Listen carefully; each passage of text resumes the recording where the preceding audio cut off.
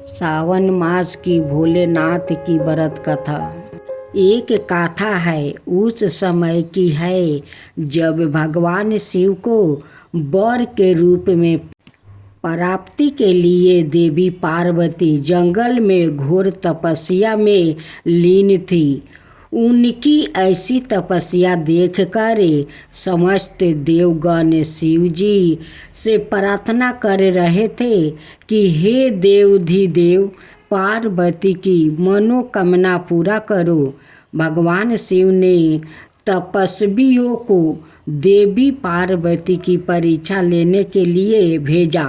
तपस्वियों ने शिव जी की अनेकों अवगुण का जिक्र किया, फिर भी पार्वती को शिव के अलावा किसी और से विवाह मंजूर नहीं था। विवाह से पहले जगत पिता शिव अपनी होने वाली पत्नी पार्वती में इस जगत के सभी प्राणियों के प्रति उनकी दया भाव को लेकर आश्वस्त होना चाहते थे। इसलिए शिव जी ने सवाए भी पार्वती की परीक्षा ली और भगवान ने भोलेनाथ पार्वती के तपस्या से खुश होकर एक दिन प्रकट हुए और वरदान देकर पुण्य अंतर्ध्यान हो गए। उसके कुछ ही देर बाद वही पास के एक तालाब में विशाल मगरमच्छ ने एक बालक को पकड़ लिया। बालक अपनी प्राण रक्षा के लिए चिल्लाने लगा। पार्वती से उस बालक की चीख सुनी नहीं गई। दीर्पित हृदय से करुणामयी माता पार्वती उस तालाब की ओर भागी। वहां पहुंचकर देखती है कि एक विशाल मगरमच्छ एक स्नेह बालक को तालाब के अंदर खींच कर ले जाने की कोशिश कर रहा है। बालक देवी पार्वती को देखकर रोने लगा और बोला, हे माता, मुझे इस दुष्ट मगरमच्छ से बचा लो। इस संसार में मेरा ना पिता है, ना माता है और ना ही कोई मित्र है। आप ही मेरे प्राण की रक्षा कर सकते हो। यह सुनकर माता पार्वती की हृदय और भी दीर्पित हो गई और वो बोली, हे ग्रह, तुम इस स्नेह बालक को छोड़ दो। मगरमच्छ बोला, मैं भला क्यों छोड़ूं? इस समय पर जो मुझे मिलता है उसे अपना आग्रह समझकर ग्रहण कर लेता हूँ। यही मेरा नियम है। मैं इस बालक को नहीं छोड़ूंगा। देवी पार्वती ने पुनः विनती की, हे ग्रह, तुम इसको छोड़ दो। बदले में तुम्हें जो भी चाहिए वो बोलो। मगरमच्छ बोला, मैं एक ही शर्त पर इस बालक को छोड़ सकता हूँ। वो यह है कि अपने महादेव का जो तपस्या किया है उस तप का फल मुझे दे दीजिए। माता पार्वती तुरंत तैयार हो गई।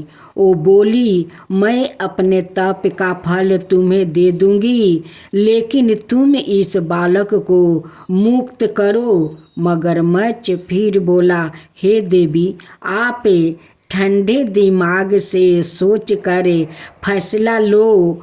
आवेश में आकर संकल्प मत लो।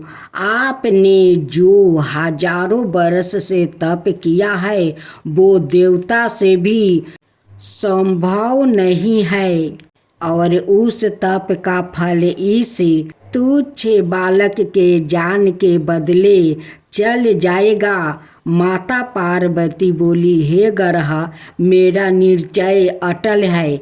मैं अपने हजारों बरस के तप का फल तुम्हें देती हूँ। तुम इस जीवन बख्श दो। फिर माता पार्वती से तपस्या दान का संकल्प करवाया। तप का दान होते ही मगरमच्छ का शरीर एक तेज प्रकाश सा चमक उठा। मगरमच्छ बोला, हे देवी, देखो आपके तप के प्रभाव से मैं प्रकाशमय हो गया हूँ। आपने सालों की तपस्या एक बच्चे के लिए गमा दिया।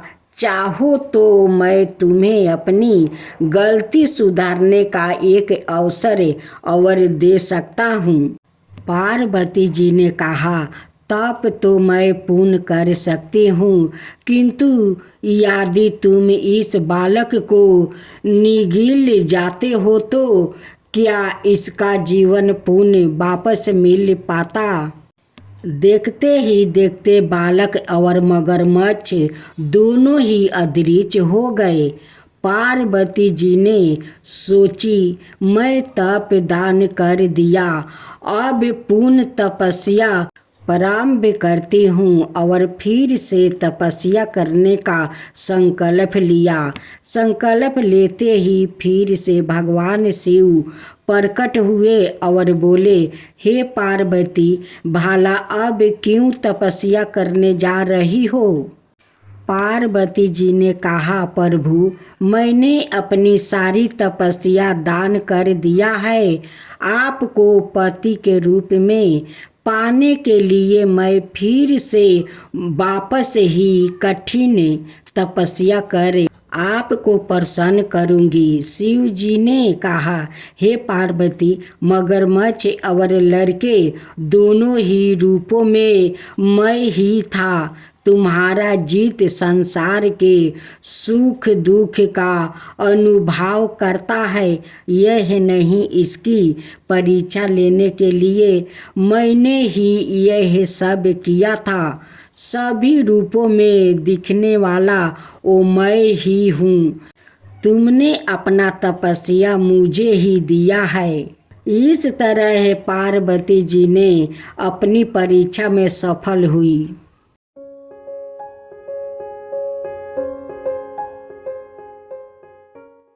आज आप सुने सावन मास की सोमवार व्रत कथा। एक बार पार्वती जी ने शिव जी से पूछा, मृतक लोग पृथ्वी पर मनुष्य इतने दुखी क्यों है? जगत जननी अपनी संतानों को निरंतर दुख और कलेश में घेरे देख कर दुर्वृत्त थी। इस पर शंकर भगवान बोले, प्रिया, मनुष्य के दुख का सबसे बड़ा कारण है उसकी परिनिंदा करने की आदत है। प्रत्येक व्यक्ति दूसरे में कमियां ही कमियां देखता है। उसे सामने वाला व्यक्ति हर परिस्थिति में गलती ही गलती है। भगवत भजन के स्थान पर परिनिंदा में ही लीन रहता है और अपने आप को महान और निष्पाप सिद्ध करने में लगा रहता है। इस बात को सुनकर पार्वती जी कुछ बोली तो नहीं, पर सहमत भी नहीं हुई। भोलेनाथ उनकी शंका को समझ गए। बहुत दिन हो गया है, कहीं घूमने गया हूँ, चलो पृथ्वी पर घूम कर आते हैं। शंकर भगवान ने देवी का मन बहलाने के लिए कहा। इस प्रस्ताव से पार्वती जी बहुत प्रसन्न हुई और तुरंत तैयार हो गई। पति के साथ घूमने जाने का अवसर था, इसलिए उन्होंने सुंदर सुंदर वस्तु पहने, खूब श्रृंगार किया और लावण्यमयी तरुणी के रूप में शिव जी के समीप आई।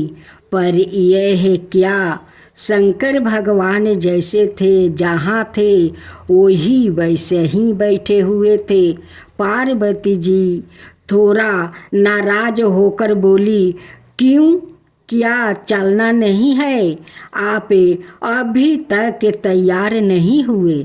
भगवान शंकर पत्नी का मनोहक रूप देखकर प्रसन्नता से उन्हें निहारते हुए बोले, मैं तो आज एक वृद्ध के रूप में पृथ्वी पर घूमने जाऊंगा। यह बात पार्वती जी को पसंद तो नहीं आई, पर पति के साथ घूमने जाने के उत्साह में उन्होंने कोई बहस भी नहीं की और शिव जी की सवारी नंदी बैल को चलने का आदेश दे दिया। शिव जी, पार्वती और नंदी पृथ्वी पर एक वृद्ध पुरुष, तरुणी, सुंदर स्त्री और बैलों की सवारी के रूप में विचरण करने लगे। जब वो सब पहले गांव के समीप पहुँचे तो कुछ लोगों की नज़र उन पर पड़ी। वो लोग उन्हें देखकर हंसने लगे। एक व्याकुल दूसरे से बोला, वह क्या जोड़ी है। दूसरा आगे बढ़कर बोला, और उस पर से अकल तो देखो, सवारी साथ में है फिर भी दोनों पैदल चल रहे हैं। इस तरह से कई प्रकार से उपवास करते हुए उन्होंने इन तीनों का आगे बढ़ना लगभग मुश्किल कर दिया और उनका मजाक उड़ाते हुए झुंड बनाकर उनके पीछे पीछे चलने लगे। उस झुंड ने अगले गांव तक उनका पीछा किया। अगले गांव में प्रवेश करने से पहले पार्वती जी ने शिव जी से कहा, लोग मजाक उड़ा रहे हैं, ऐसा करते हैं आप नंदी पर बैठ जाइए और मैं पैदल आपके साथ चलती हूँ। जैसी तुम्हारी इच्छा कल्याणी। मध्य मध्य मुस्कुराते हुए भोले शंकर अपनी भारी भार काम देही के साथ किसी तरह नंदी पर विराजमान हुआ। पर यह क्या, पिछले गांव जैसा ही स्वागत इस गांव में भी उनका हुआ। लोगों तरह तरह के ताने वृद्ध के रूप में भोला बाबा को देखने लगे। आपस में लोग बातें बनाने लगे, कैसा बूढ़ा है। कोमल सुकुमार स्त्री पैदल चल रही है और आप आराम से सवारी कर रहे हैं। कलयुग है भाई, कलयुग है।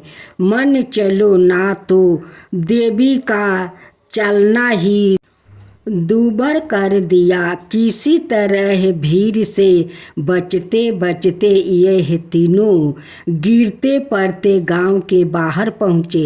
अब की बारी देवी की थी। सवारी करने की पार्वती जी तरुण स्त्री के रूप में बैल पर जा बैठी और वृद्धा पति के रूप में भोले बाबा साथ साथ चलने लगे। अगले गांव के कुएं पर स्त्रियां पानी भर रही थी। उन्होंने जब इस विचित्र जोड़ी को देखा तो तरह तरह के मुंह बनाकर इनकी तरफ इशारा करते हुए हंसने लगी, तरह तरह के उल्लेहन देने लगी। तरुण स्त्री की ओर उंगली दिखाते हुए एक ने कहा, अरे तुझे लाज नहीं आती। बूढ़ा पति पैदल चल रहा है और तू रानी बनी सवारी कर रही है। दूसरी ने बात आगे बढ़ाते हुए कहा, आजकल की बहू बेटियों तो सारी लाज शर्म घोल कर पी गई है। तीसरी ने अपने जबाने के गुण गान कहना शुरू कर दिया। इन सब की बक बक झक झक की परवाह ना करते हुए यह तीनों आगे बढ़ते रहे। माँ अपनी संतानों को व्यवहार से बहुत लज्जित महसूस कर रही थी, पर अब भी अपनी हार मानने को तैयार नहीं थी। अंतर्यामी भगवान सब कुछ जानते हुए अनजान बनने का नाटक करते हुए बोले, प्रिया, ऐसा करते हैं कि मैं नंदी को अपने कंधे पर उठा लेता हूँ, तब किसी को कुछ बोलने का अवसर नहीं मिलेगा। पार्वती जी कुछ जवाब देती है। इससे पहले ही शिव जी ने नंदी को अपने कंधे पर उठा लिया और चलने लगे। संतानों के व्यवहार से पहले से ही दुखी देवी पति के कष्ट से और भी अधिक लज्जित महसूस करने लगी। लेकिन यह क्या हुआ, वो अगले गांव के पास से गुजरे तो उस गांव के वासियों ने तो जैसे सारी मर्यादों ही तोड़ दिया। लोग अनाप शनाप बोलते हुए, उछल कूद मचाते हुए उन्हें परेशान करने लगे। आप शब्दों और भीड़ का उपद्रव अपनी चरम सीमा पर था। इस सब को झेलते हुए किसी तरह वो अपने को बचाते हुए गांव की सीमा से बाहर आए। भोले बाबा हंसते हुए बोले, कहो कल्याणी, अब तुम्हारा क्या कहना है? अपने देवता के सामने अपनी अभद्रा संतान के क्रियाकल्पों से देवी बहुत शर्मिंदा महसूस कर रही थी। खिसिया कर मुस्कुराते हुए उन्होंने कहा, आप ही सही है भगवान। मनुष्य अपने कर्मों की वजह से ही दुखी है और नरक जैसा जीवन जीने को मजबूर है। अब कभी भी परनिंदा या किसी का उपवास उड़ाने से पहले रुके, जरा सोचे। कहीं सामने वाले को रूप में हमारे आराध्या हमारी परीक्षा लेने के लिए तो नहीं खड़े हैं।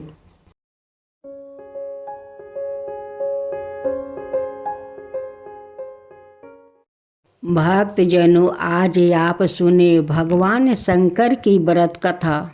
एक शिव भक्त भगवान शंकर को खुश करने के लिए भगवान शिव के मंदिर पहुंचा। भगवान को खुश करने के लिए वो एक लोटा में दूध भर कर शिव जी का अभिषेक करने के ले लिया। साथ में फूल माला, धतूरा का फल, बेल की पत्तियाँ जो शिव जी को अति प्रिय है, वो सब भी ले लिया। मंदिर में जाकर भगवान को सब अर्पण करने के बाद लौटते समय जब मंदिर का घंटा बजाने के लिए सर ऊपर उठाया तो देखता है कि मंदिर में सोना का घंटा लगा हुआ है। सोने का घंटा देखकर उसके मन में लालच आ गया। वो सोचने लगा कि यह सोना का घंटा अगर मुझे मिल जाता तो मैं कितना धनवान बन जाऊंगा, मेरे पास बहुत पैसे आ जाएगा। यह सोचकर उसने सोने की घंटा चुराने की योजना बनाई। अभी तो दिन का समय था, चोरी करने के लिए उपयोगित समय नहीं था। इसलिए वो रात के अंधेरे में मंदिर का घंटा चुराने के नियत से आया। मंदिर की लाइट जल रही थी, दरवाजे में ताला नहीं मारा गया था। ऐसा लग रहा था जैसे कोई उसके आने की बाट देख रहा है। उस भक्त ने जो चोरी की नियत से मंदिर में प्रवेश किया था, अंदर आकर मंदिर का दरवाजा बंद कर लिया। सामने भगवान शिव की मुस्कुराती हुई प्रतिमा थी। एक क्षण को भक्त रूपी चोर की नजरों भगवान से मिली और दूसरे ही क्षण उस भक्त रूपी चोर ने निगाह फेर लिया। आखिर अब वो चोर बन चुका था। उसके निगाहों की लाज और सील समाप्त हो चुकी थी। मंदिर का घंटा ऊंचाई पर था। उस घंटे को ऊपर से उतारने के लिए उस चोर को कोई ऊंची चीज चाहिए जिस पर वो चढ़कर घंटा को उतार सके। उसने मंदिर के अंदर इधर उधर नजरों दौड़ाई कि कोई ऊंची चीज मिल जाए जिस पर वो चढ़कर इस घंटे को उतार सके, लेकिन कोई ऊंची चीज नजर नहीं आई। चोर परेशान था। सामने भगवान बैठे बंद बंद मुस्कुरा रहे थे। भगवान से अपने भक्तों की मनोदशा कहाँ छुपी रहती है, युक्ति भी तो भगवान ही समझते हैं ना। उसे भक्त रूपी चोर के मन में भी तुरंत एक उपाय आ ही गया। जिस शिव प्रतिमा की वो रोज पूजा करता था, जो शिव प्रतिमा उसके लिए साक्षात भगवान थे, जिनके चरणों में उसका सारा संसार था, वो भगवान की मूर्ति आज उसके चोरी में काम आने वाली थी। आज वो शिव जी की प्रतिमा उस चीज की कमी को पूरी करने वाली थी जिस पर चढ़कर वो मंदिर के घंटे तक पहुंच सकता था, और उसने यही किया। वो शिव जी के कंधे पर चढ़ गया। कंधे पर चढ़ने के लिए उसे बहुत मेहनत करनी पड़ी। शिव जी के कंधे पर चढ़कर वो मंदिर का घंटा उतारने का प्रयास करने लगा, लेकिन यह है क्या, घंटा तो अभी भी ऊंचा है। वो चोर बहुत मायूस हो गया। उसके नेत्रों में जल भर आया और जल का प्रभाव तेज होती ही भगवान भोलेनाथ के सर पर टपकने लगा।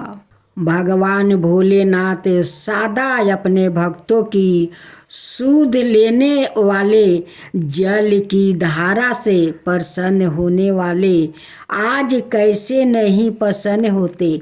आज तो उनका एक भक्त अपना आंसू रूपी जल उन पर बरसा रहा था और तुरंत ही अपने भक्त के समक्ष प्रकट हो गया। वो चोर अपने भगवान को अपने सामने देखकर भाव भोर हो गया। भगवान तो अपने भक्त की मदद करने आए थे। उन्होंने मंदिर का सोने का घंटा उतार कर उस चोर रूपी भक्त के हाथ में थमा दिया। यह लो, बस इसके लिए ही तुम इतना परेशान थे। हम तो तुम्हारी मदद करने आ गए। भक्त बसते भगवान से अपने भक्ति की पीड़ा नहीं देखी गई।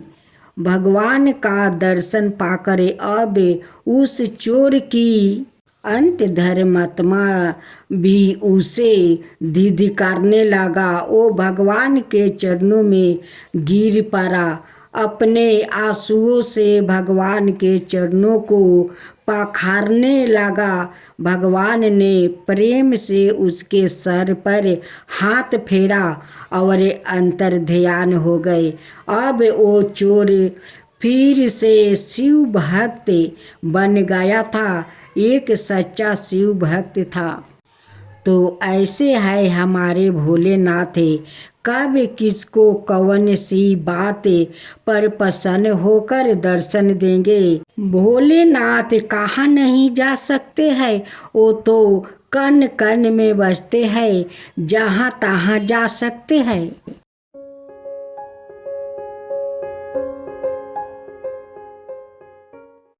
भक्तजनों, आज आप सुने गणेश भगवान और कुबेर जी का व्रत कथा। एक पौराणिक कथा के अनुसार एक दिन भगवान गणपति का जन्मदिन था। जन्मदिन का अवसर था, इसलिए बाल गणेश बेहद खुश था। कैलाश पर्वत पर खूब धूमधाम हो रही थी। उसी दिन धन के देवता कुबेर का आमंत्रण शिव जी के पास आया। शिव जी कुबेर के मन की अवस्था जानते थे। वो जानते थे कि वो अपने ऐश्वर्य का दिखावा करना चाहता है। उन्होंने गणपति जी को कुबेर के यहाँ दावत पर जाने के लिए कहा। अपने गणपति जी तो मिठाइयों को शौकीन था। खुशी खुशी तैयार हो गया और पहुंच गया कुबेर के यहाँ। कुबेर ने दावत दी थी, इसलिए इंतजाम भी बड़े पैमान पर किया गया था। तरह तरह के अनोखी के पकवान बनाया जा रहा था। विशेष रूप से मिठाइयाँ बहुत ही लाजवाब थी। पूरे वर्तमान में तरह तरह के पकवानों की खुशबू स्वादी महक तैर रही थी। विशेष रूप से गणपति जी के लिए मोदक बनाए जा रहे थे। उनमें मेवा मिश्री भरे जा रहे थे। लड्डुओं की खुशबू से बाल गणपति जी के नाथन फरकने लगे और मुंह में पानी आ गया। कुबेर की दावत में उन्होंने भरपूर पकवान खाए। ढेर सारी मिठाइयाँ खाने के बाद भी उनका मन नहीं भरा। उन्होंने सोचा कि कुछ मिठाई अपने बड़े भाई कार्तिक के लिए और कुछ अपने लिए भी ले लेता हूँ, जो कि बाद में खाऊंगा। इस तरह विचार करके उन्होंने ढेर सारी मिठाइयाँ एक पोटली में बांध ली। उस पोटली को उन्होंने अपनी गोद में रखा और अपनी सवारी मूषक राज पर सवार हो गए। सवारी पर सवार होकर वो रात में ही अपने घर कैलाश पर्वत की ओर चल दिया। रात का समय था, चारों तरफ चांदनी बिखरी हुई थी। शीतल बाहु शरीर में सिहरन पैदा कर रही थी। अधिक पेट भरा होने के कारण नींद के झोंके आने लगा। सुंदर वातावरण में मजे से मूषक राज धीरे धीरे गणपति जी को लेकर मस्त में चले। कूदते कूदते चले जा रहे थे। तभी अचानक फुसफुस सामने से एक सरफराज की फुफकार सुनाई दी। इससे चूहा डर गया और जोर से कूदा। गणपति जी का संतुलन बिगड़ गया और वो मिठाई सहित गिर पड़े।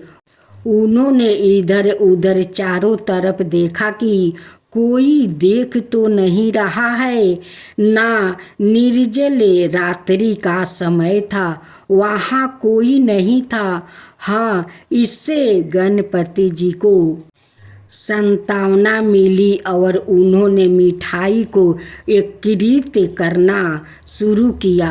तभी उन्हें हंसी की आवाज़ सुनाई दी। उन्होंने इधर उधर देखा, लेकिन कोई दिखाई नहीं दिया। हंसी को अपना भरम जानकर उन्होंने मिठाई को पुनः इकट्ठा करना शुरू कर दिया। उन्होंने मिठाई को अभी पूरा एकत्रित भी नहीं किया था कि उनकी नज़रें आसमान में हंसते हुए चांद की तरफ गई। आसमान में चांद हंसते हुए लोटपोट हुआ जा रहा था। चांद उनके नाटे कद, मोटे पेट, गज के सिर, मूसक की सवारी और उस पर ढेर सारी मिठाइयाँ के बिखर जाने पर उनकी हंसी उड़ रहा था। भक्तों को विघ्नहर्ता गणपति जी का जो रूप अति प्रिय है, उस पर चंद्रमा हंस रहा था। इस पर गणपति जी को बड़ा गुस्सा आया और उन्होंने चांद को डांटते हुए कहा, तुम्हें अपनी सुंदरता पर बहुत घमंड है। तुम मेरी मदद करने के स्थान पर मुझ पर हंस रहे हो। और उन्होंने क्रोध में आकर चंद्रमा को श्राप दे दिया कि धीरे धीरे उसके शरीर साये होता जाएगा, उसकी सुंदरता समाप्ति हो जाएगी और वो गगन से भी लुप्त हो जाएगा। गणपति जी के श्राप देने के साथ ही चंद्रमा का धीरे धीरे हर्ष होने लगा और कुछ समय पश्चात वो पूरी तरह से लुप्त हो गया। चारों ओर अंधकार फैल गया। अनय वनस्पति और औषधियों मुरझा गई। औषधियों के अभाव में मनुष्य भीना बीमारियों से मरने लगे। संसार में चारों ओर हाहाकार मच गया। लोग मदद के लिए देवताओं को पुकारने लगे। लगता था जैसे संसार का अंत ही आ गया हो। देवताओं ने अग्नि और इंद्र देव को चंद्रमा के पास भेजा। अग्नि और इंद्र देव ने चंद्रमा को समझाया कि वो गणपति जी से क्षमा याचना करे और संसार का उद्धार करे। चंद्रमा ने उनकी बात मान ली। गणपति जी को प्रसन्न करने के लिए वो ढेर सारे लड्डू और मलपुए लेकर उनके पास पहुंचा। अपनी भूल स्वीकार करने के बाद चंद्रमा ने उन्हें मोदक का भोग लगाया, जिससे गणपति जी प्रसन्न हो गए और उन्होंने चंद्रमा को क्षमा कर दिया। गणपति जी ने कहा, मैंने तुम्हें क्षमा किया, किंतु मैं अपना श्राप वापस नहीं ले सकता, केवल उसका प्रभाव कम कर सकता हूँ। 1 माह अंतराल में तुम अपना प्रकाश धीरे धीरे खो दोगे और फिर पुनः उस प्रकाश को धीरे धीरे वापस प्राप्ति कर लोगे। यह प्रक्रिया निरंतर चलती रहेगी। और हाँ, तुमने मेरा मजाक मेरे जन्मदिन पर उड़ाया था, इसलिए भाद्रपद चतुर्थी के दिन तुम्हारा दर्शन करने वाले व्यक्तियों को झूठा कलंक लगेगा। चंद्रमा ने खुशी खुशी सभी बातें स्वीकार कर लिया। चारों तरफ प्रकाश ही प्रकाश फैल गया। तीनों लोग के प्रसन्न हो गए। चंद्रमा ने प्रसन्न होकर अमृत बरसाना शुरू कर दिया। अनाए वनपतियाँ और औषधियों फिर से खिल उठी। संसार में नव जीवन का संचार हुआ। सब लोग नाचने गाने और उत्साह मनाने लगे। कहानी सुनना सुनाना बड़ा भला लगता है। अब आप बताइए इससे क्या शिक्षा मिली है।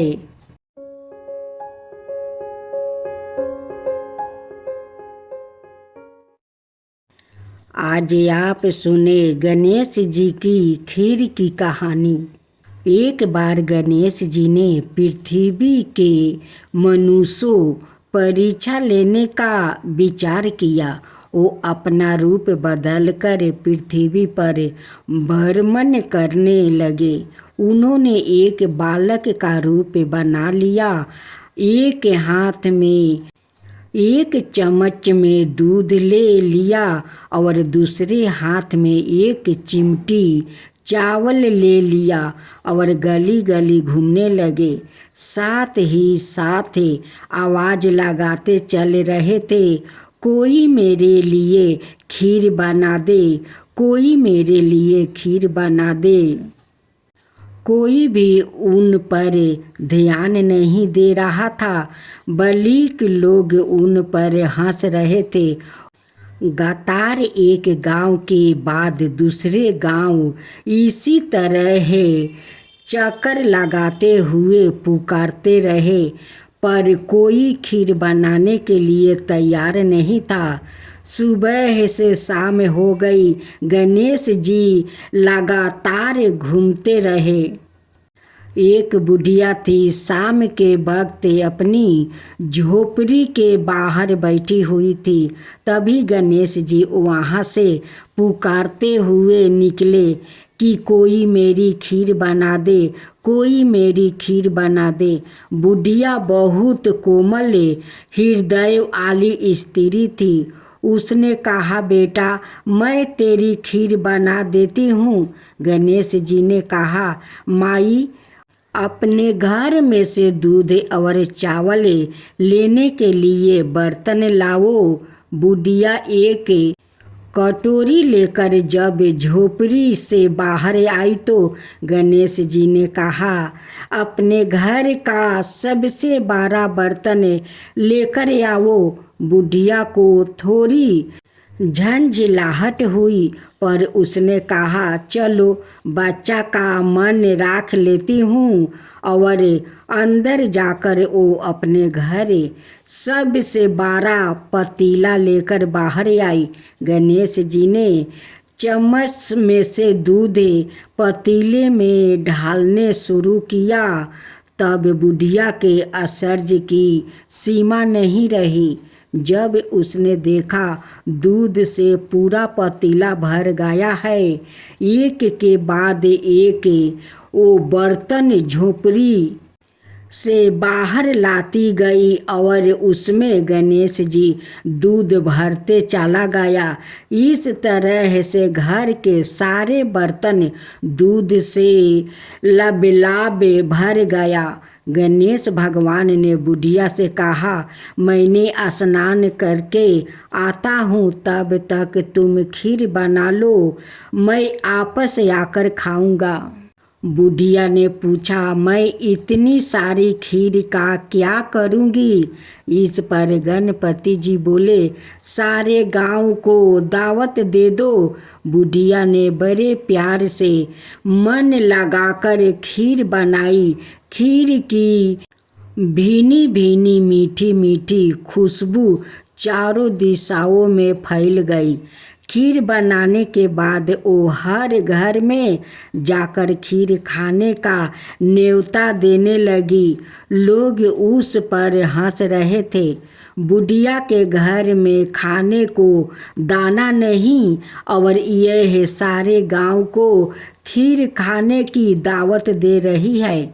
लोगों को कतहूल हुआ और खीर की खुशबू से लोग घींचे चले आ गए। लो सारा गांव बुढ़िया के घर में इकट्ठा हो गया। जब बुढ़िया की बहू को दावत की पता मालूम हुई तो तब वो सबसे पहले वहाँ पहुँच गई।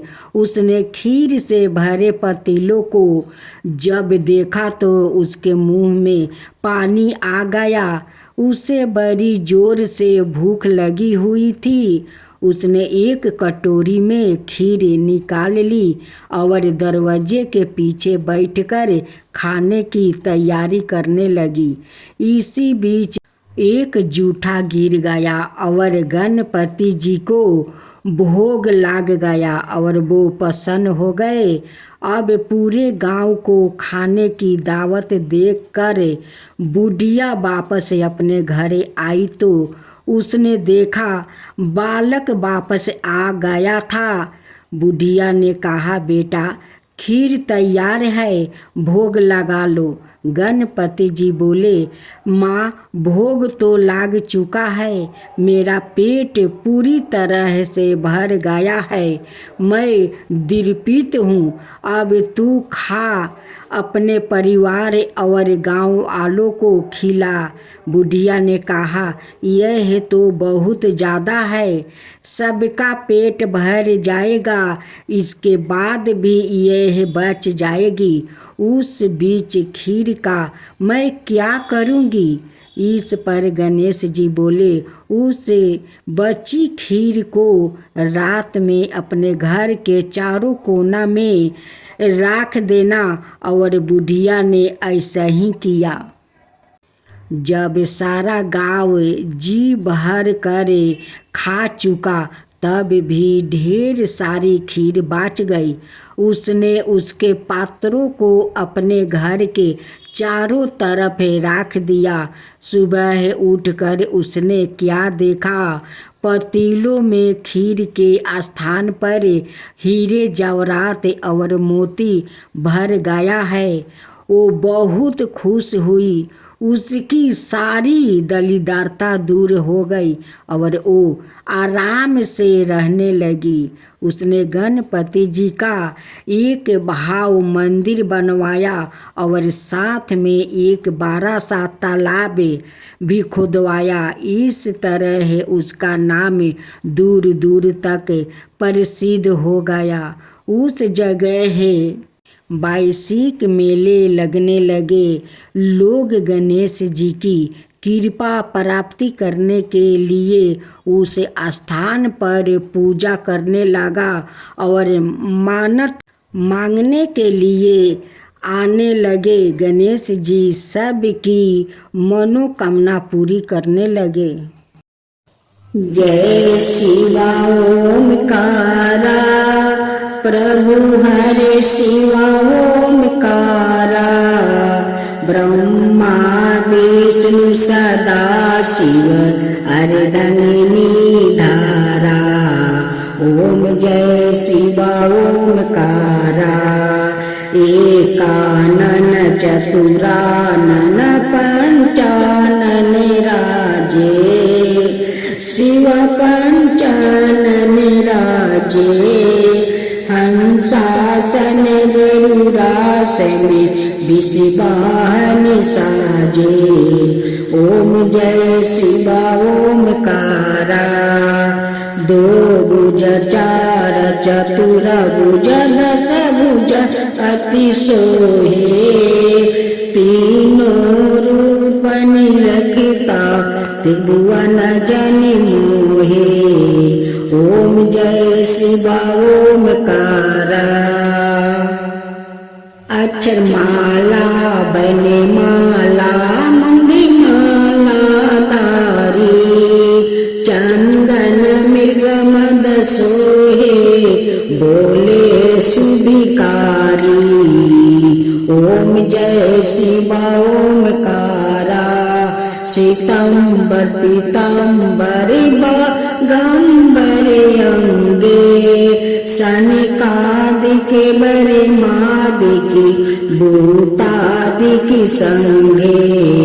ओम जय शिव ओमकारा करिके मध्यम कमंडल चक्र त्रिशूल धरता। जग करता जग भरता जग पालन करता। ओम जय शिव ओमकारा ब्रह्मा विष्णु सदा शिव जानते अविवेका। प्राण बचर के मध्यम यहे तीनों एका। ओम जय शिव ओमकारा तिरगुण शिव जी के आरती जो कोई नर गावे। शिवा जो कोई नर गावे कहत शिवानंद स्वामी मन भजत शिवानंद स्वामी मन बाचित फल पावे। ओम जय शिवा ओमकारा जय शिवा ओमकारा। जय गणेश जय गणेश जय गणेश देवा। माता जानकी पार्वती पिता महादेवा। जय गणेश जय गणेश जय गणेश देवा। एक दांत दयावंत चार भुजी धारी मस्तक सिंदूर सोहे मूस की सवारी। जय गणेश जय गणेश जय गणेश देवा। माता जानकी पार्वती पिता महादेवा। अंधन को आँख देते कोढ़ियन को काया। बाजिन को पुत्र देते निर्धन को माया। जय गणेश जय गणेश जय गणेश देवा। माता जानकी पार्वती पिता महादेवा। हार चढ़े फूल चढ़े और चढ़े मेवा। लड्डुअन का भोग लगे संत करे सेवा। जय गणेश जय गणेश जय गणेश देवा। दीनन की लाज रखो सुबह सुतिवारी। कमना का पूरा करो जग बलिहारी। जय गणेश जय गणेश जय गणेश देवा। सूर्य सायं शरण आए सफल की जो सेवा। जय गणेश जय गणेश जय गणेश देवा। माता जानकी पार्वती पिता महादेवा। जय गणेश जय गणेश जय गणेश देवा। माता जानकी पार्वती पिता महादेवा।